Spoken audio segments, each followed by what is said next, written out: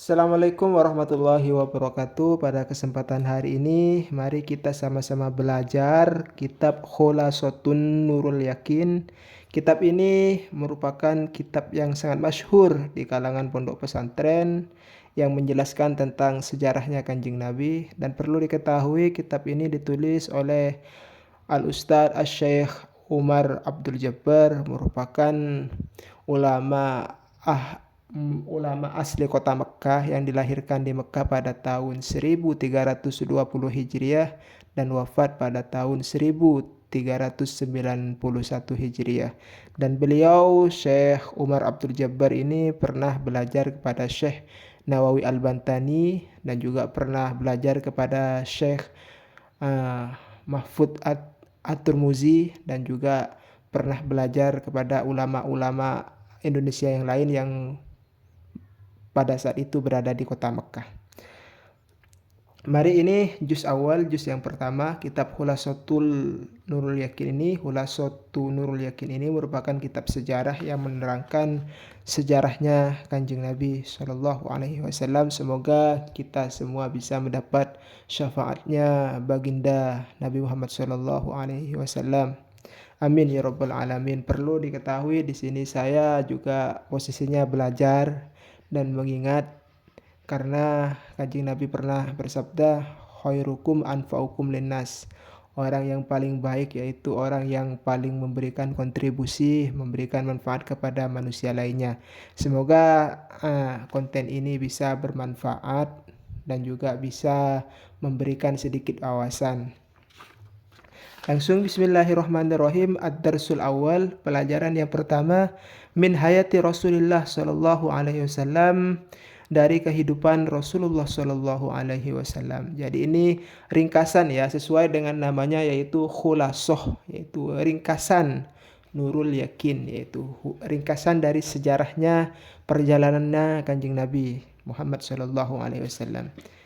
Sayyiduna Muhammad, Kanjeng Nabi Muhammad sallallahu alaihi wasallam, huwa Rasulullah ila nas kafah.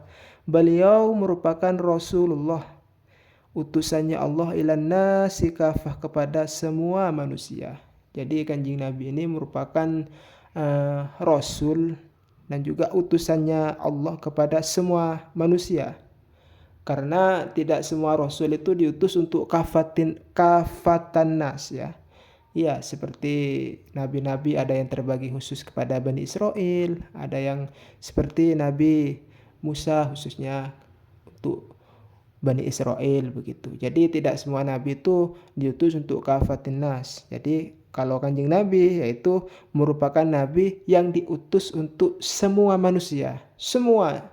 Sebadan manusia senang dunia kadin itu diutus yang harus menerima terhadap risalah yang disampaikan oleh Kanjeng Nabi Muhammad SAW. Wa akhirul anbiya'i, dan Kanjeng Nabi itu merupakan akhir para nabi. Jadi Kanjeng Nabi ini merupakan akhir ya. Kalau setelah Kanjeng Nabi Muhammad ini wafat, kemudian ada yang mengaku nabi lagi, itu sudah dapat dipastikan 100% itu nabi palsu ya. Karena sudah ditegaskan beliau akhirul anbiya, akhirnya para nabi. Wa imamur rasul, dan Kanjeng Nabi ini merupakan imam ya, para utusan. Jadi saya sering berbicara antara nabi dengan rasul itu tidak sama. Kalau nabi itu diberikan wahyu, cuman tidak diperintah untuk menyampaikan. Sedangkan kalau rasul ini diberikan wahyu, kemudian diberikan tugas untuk menyampaikan kepada umatnya. Nah, sedangkan Kanjeng Nabi ini nabi sekaligus rasul. Jadi nabi belum tentu rasul, kalau rasul sudah pasti nabi. Lallahu sawab begitu. Ja'abiddin al-Islami, Kanjeng Nabi datang dengan membawa agama Islam. Jadi perjuangan sangat berat Kanjeng Nabi ya, perjuangannya sangat berat. Nanti di kitab Khulaso ini diterangkan dari juz 1 ini sampai juz 2 ini dan juz 3. Nanti diterangkan semua secara singkatnya perjalanan sirahnya Kanjeng Nabi.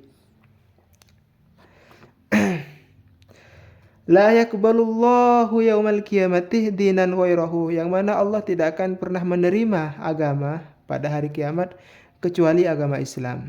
Jadi nanti agama itu kan banyak, cuman pada hari kiamat yang diterima, yang diakui oleh Allah cuman agama Islam.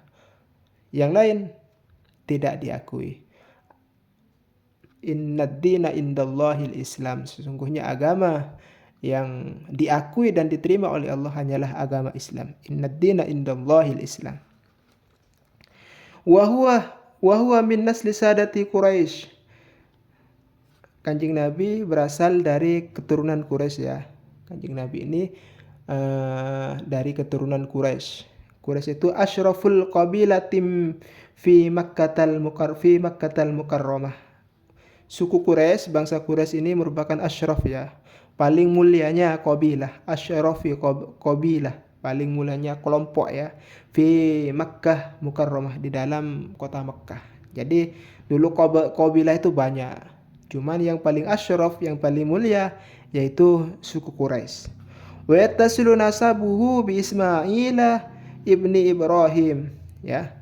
Kanjeng Nabi ini nasabnya tersambung kepada Nabi Ismail dan Nabi Ibrahim alaihissalam. Jadi nasabnya Kanjeng Nabi ini kalau diurut nanti ketemunya di Nabi Ismail dan Nabi Ibrahim. Jadi kesimpulannya Kanjeng Nabi merupakan akhir para nabi dan juga imamnya para utusan. Beliau datang dengan membawa agama Islam dan diutus untuk kafatin nas, diutus untuk semua manusia, semuanya manusia.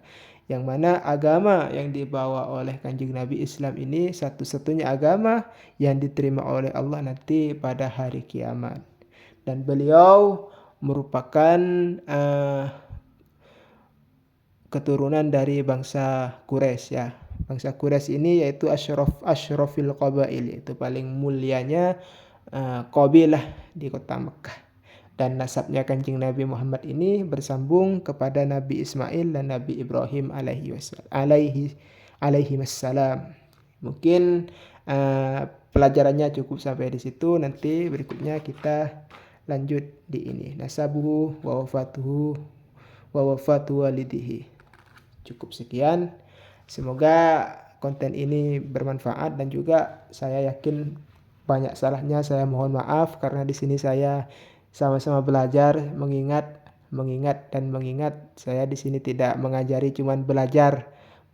Jadi apabila ada syakul lisan, ada kesalahan al-fakir, mohon maaf yang sebesar-besarnya. Akhiron, Assalamualaikum warahmatullahi wabarakatuh.